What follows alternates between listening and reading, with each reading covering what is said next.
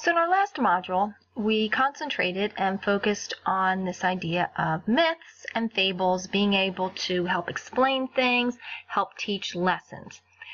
Well, as time went on, people were actually starting to question these things. If these myths were really good explanations for something, if these fables were absolutely necessary to teach us how we should think or what we should think.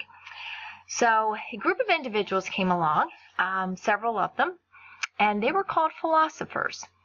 And these philosophers were revolutionizing the way that people thought about the world, the way that people thought about life.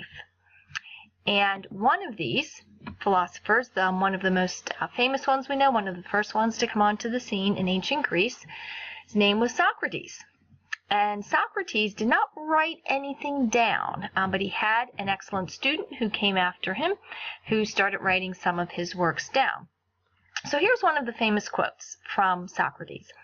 "I cannot teach anybody anything. I can only make them think." And that's what he tried to do. He came along and revolutionized the way that people were thinking. He said to them, you know what? You do not need to believe in these myths. We can figure it out with our own reason. We can explain how things happen because we can find truth and we can find reason within ourselves. And he came up with something called the Socratic method. This is what the label we give it. And basically it was a question and answering way of learning and way of thinking. Constantly asking questions. So when a student would give an answer, he would ask another question to make that student think even more.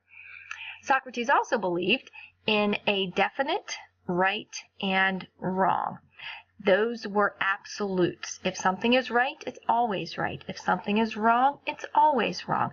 For instance, take murder, for instance. If somebody murders somebody else, it is wrong. It is against the law and it is wrong. If somebody murders somebody else, kills somebody else in self-defense, sometimes our court system thinks it's right. But according to Socrates, if you murder somebody in self-defense, it's wrong because it's absolute. It's always wrong. So we've got an official definition of what philosophy is. It's something that has to do with rationale, with being rational, with being able to think and to reason. Also has to do with investigation. You can figure things out for yourself. You don't need a fable to tell you what's right or wrong or how you should behave.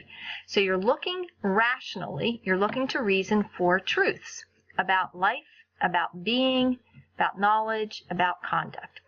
So philosophy tends to answer a lot of these questions or deal with these big questions. What are the origins of the universe? How did everything come into being? Analyzes human behavior. Why do we do what we do?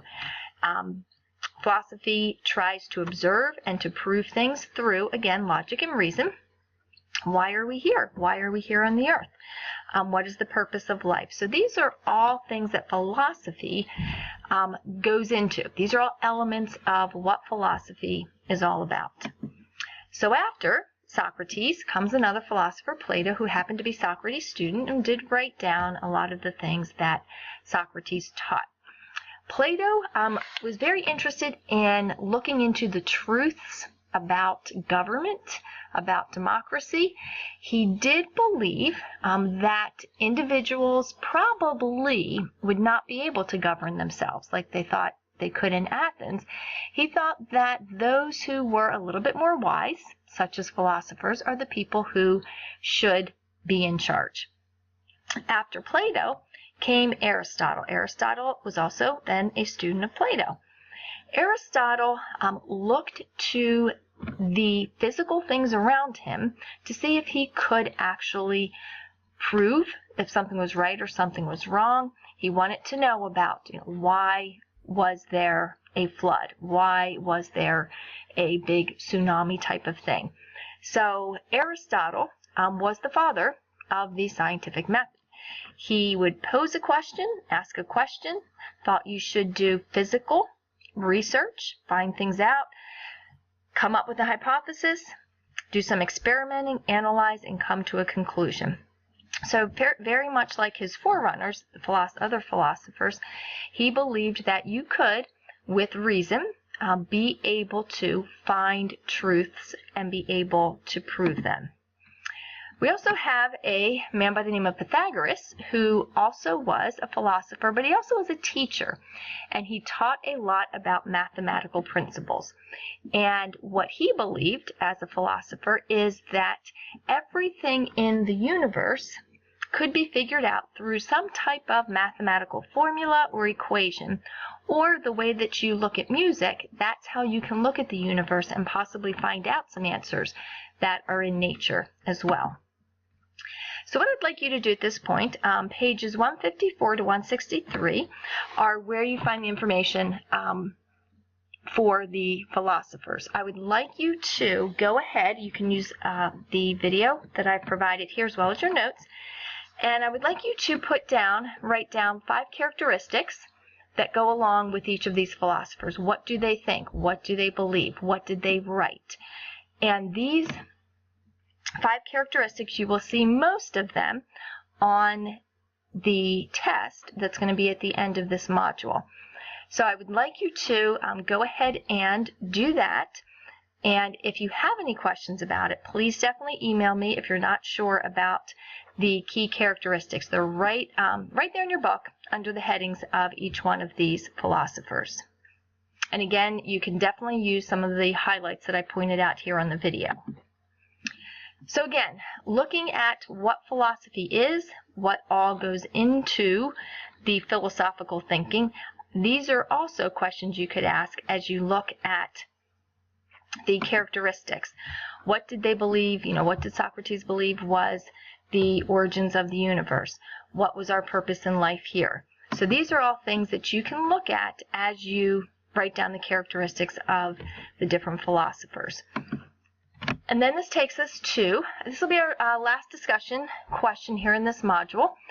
I would like you to come up with, write 2 paragraphs about what is your philosophy of life. What do you believe about all of these types of things, all of these elements that go into a philosophy? What do you think about all of those things? Or have you thought about them yet? What is your purpose here? What's our purpose here? What is important to you? That goes into your philosophy of life. What are your values? What do you value? Do you value certain material things? Do you value abstract things like time? Do you value certain people, some of your loved ones? So in an orderly fashion, go ahead and write out your philosophy of life, and we're going to put this on the discussion board. I would like you to comment on 2 other students' philosophy, and ask them as you read, ask them at least one question about their philosophy. And again, if you do have any questions at all, please do contact me, do email me.